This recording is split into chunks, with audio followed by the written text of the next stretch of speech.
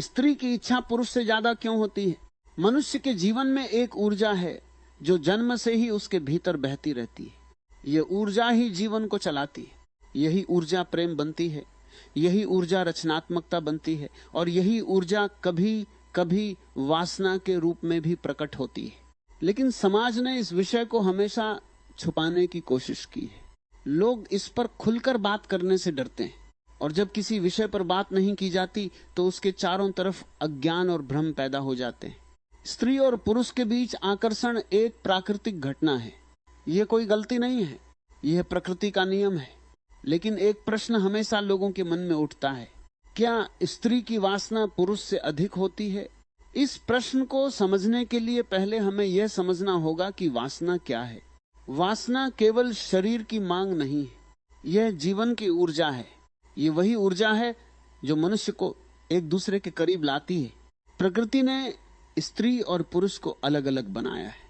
दोनों के शरीर अलग हैं, उनकी संवेदनाएं अलग हैं, उनकी ऊर्जा की गति भी अलग है।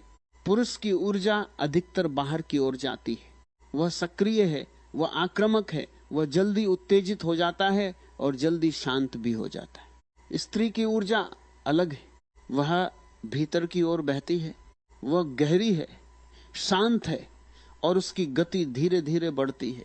यही कारण है कि स्त्री की संवेदनशीलता पुरुष से कहीं अधिक होती है। यदि एक स्त्री को प्रेम और सुरक्षा का अनुभव हो तो उसके भीतर की ऊर्जा बहुत गहराई से जाग सकती है। लेकिन समाज ने हजारों वर्षों तक स्त्री की इस ऊर्जा को दबाया है। उसे सिखाया गया कि वह अपनी इच्छाओं को व्यक्त न करे। उसे बताया गया कि उसकी वासना गलत है, और जब किसी प्राकृतिक भावना को दबाया जाता है तो वह और भी गहरी हो जाती है। स्त्री के भीतर वासना केवल शारीरिक नहीं होती, उसमें भावनाएं भी जुड़ी होती, उसमें प्रेम भी जुड़ा होता है। इसलिए स्त्री के लिए केवल शरीर का मिलन पर्याप्त नहीं होता, उसे मन का मिलन भी चाहिए। जब स्त्री प्रेम में होती है तो उसकी वासना भी जागृत होती है, लेकिन वह केवल शारीरिक सुख की तलाश में नहीं होती, वह एक गहरे संबंध की तलाश में होती है। पुरुष कई बार केवल शरीर के स्तर पर रुक जाता है, वह जल्दी उत्तेजित होता है और जल्दी संतुष्ट भी हो जाता है। लेकिन स्त्री की ऊर्जा एक फूल की तरह है, उसे खिलने में समय लगता है। जब वह पूरी तरह खिलती है तब उसका अनुभव बहुत गहरा होता है। यही कारण है कि कई बार ऐसा लगता है कि स्त्री की वासना अधिक है। असल में यह वासना नहीं, बल्कि उसकी संवेदनशीलता और गहराई है। स्त्री का शरीर प्रकृति ने जीवन को जन्म देने के लिए बनाया है, इसलिए उसके भीतर ऊर्जा की क्षमता भी अधिक है। उसका पूरा शरीर संवेदनशील होता है, उसके लिए प्रेम और स्पर्श का अनुभव बहुत गहरा होता है। लेकिन समाज ने पुरुष को स्वतंत्रता दी और स्त्री को सीमाएं दी। इस असंतुलन ने कई भ्रम पैदा किए।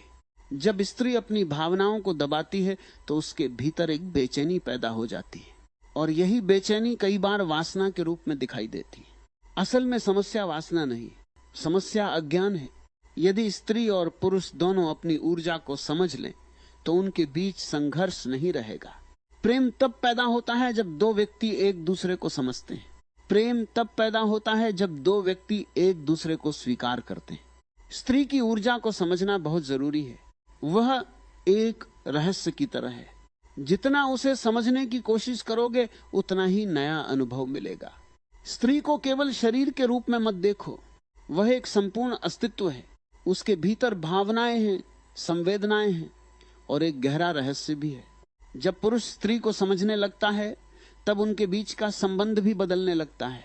तब वासना धीरे धीरे प्रेम में बदल सकती है, और प्रेम ही वह पुल है जो मनुष्य को ऊंची चेतना की ओर ले जाता है। याद रखो, ऊर्जा कभी गलत नहीं होती। ऊर्जा को गलत बना देता है हमारा ज्ञान। जब जागरूकता आती है तो वही ऊर्जा सुंदर बन जाती है, वही ऊर्जा संगीत बन जाती है, वही ऊर्जा ध्यान बन जाती है। स्त्री और पुरुष के बीच का संबंध केवल शरीर का संबंध नहीं है, ये दो ऊर्जाओं का मिलन है। और जब यह मिलन समझ और प्रेम के साथ होता है तो जीवन एक उत्सव बन जाता है। इसलिए वासना से डरने की जरूरत नहीं है, उसे समझने की जरूरत है। समझ के साथ जीने पर वही ऊर्जा जीवन को गहराई देती है, और वही ऊर्जा मनुष्य को स्वयं से मिलने का रास्ता भी दिखाती है।